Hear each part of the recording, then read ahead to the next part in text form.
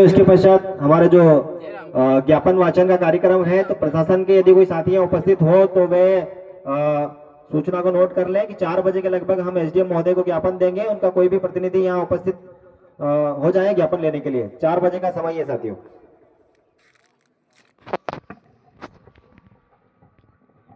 सभी साथियों को मेरा क्रांतिकारी जोहार। साथियों, सबसे पहले मैं महामानव क्रांति सूर्य जननायक के चरणों में नमन और यहाँ पर सभी खत्री जी क्रांतिकारी महामानव के चरणों में नमन। साथियों, देश और प्रदेश में जिस प्रकार से जो माहौल आदिवासियों को खत्म करने का जो षड्यंत्र रचा जा रहा है, इसको समझने की आवश्यकता है।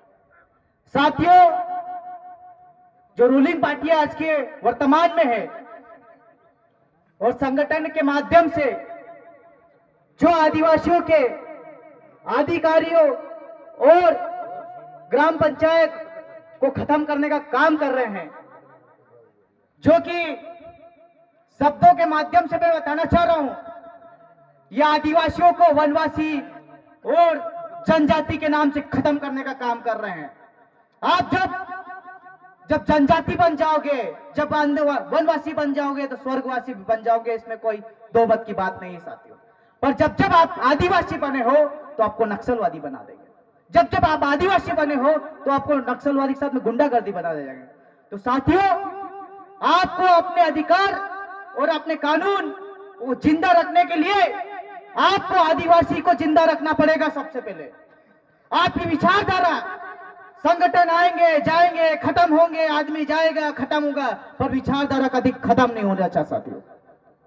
हम आपस में, मैं भील हूं, मैं बारेला हूं, मैं कोरकू हूं, मैं गोंड हूं। साथियों, मैं कहना चाहता हूं, बांग्लादेश में हिंदू के नाम से जनजाति संगठन इंदौर में आंदोलन कर रहा है और अपनी बेटियों को नंगा करके रेप कर रहे हैं, उनको गंदे गंदे शब्दों से बोला जा रहा है। आपके जनजाति संगठन कोई काम नहीं कर रहा है साथियों। ये चिंतन का विषय है। आरएसएस किस प्रकार से हमला कर रहा है? आरएसएस तो आपके अंदर गुटबाजी खत्म कर दी है।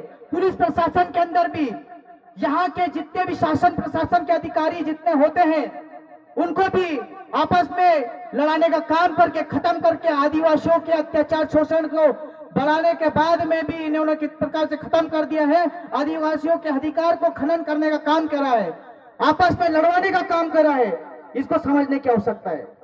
जिस प्रकार से इन्होंने षड्यंत्र रचा है, जनजाति जनजाति जनजाति, जिस दिन तुम जनजाति पूरा बन जाओगे तो आदिवासी स्वर्गवासी हो जाएगा। यह आप सबको समझना पड़ेगा। यहाँ पे संगठन के पदाधिकारी मौजूद है, सबको आपको एक सामूहिक में लेकर चलना पड़ेगा। आदिवासियों के ऊपर शोषण कितना बढ़ चुका है, किस किस तरीके से शोषण किया जा रहा है। हमारे पास तो आए दिन घटनाएं आती है तो हम उसको दबाने की कोशिश करते हैं कि दबाना नहीं चाहिए, पर हम उसको जागरूक करते हैं, पर कई चीज दबा दी जाती है। और कितने क्रांतिकारियों का बलिदान हमारे पूर्वजों ने पहले भी किया है और दिया है और आज भी देते रहेंगे, क्योंकि उनकी विचारधारा आज हमारे अंदर जिंदा है। साथियों, शाही की कलम से आदिवासियों का इतिहास नहीं लिखा जाएगा, क्योंकि आदिवासियों का इतिहास लिखते लिखते शाही खत्म हो जाए। इतना बड़ा बलिदान है। मानगढ़ की घटना हो, लाखों मारे गए, लोग बोलते 20-25 हजार मारे गए। वास्तविकता घटना में पता चल जाएगा कितने मारे गए।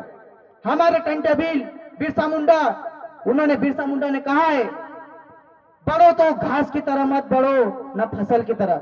हमेशा बढ़ना हो तो घास की तरह। फसल हमेशा कट के खत्म हो जाएगी, पर घास कभी भी कट के वापस उगाएगी। ये आपको लेके चलना पड़ेगा साथ में, क्योंकि घास कितने लोग काटेंगे, कितने लोग काट सकोगे, कभी घास मरा नहीं करती, फसल मर जाएगी। इसलिए फसल की तरह मत जियो, आपको घास की तरह जीना पड़ेगा। हमारे विचार बिरसा मुंडा के विचार है, हमारे विचार भगत सिंह के विचार है, हमारे विचार बाबा साहब के है, हमारे विचार टंटे भील के है। तो मैं एक नारे के साथ कहना चाहता हूं, यूं ही नहीं मिलती राही को मंजिल, अरे यूं ही नहीं मिलती राही को मंजिल, एक दिल में जुनून जगाना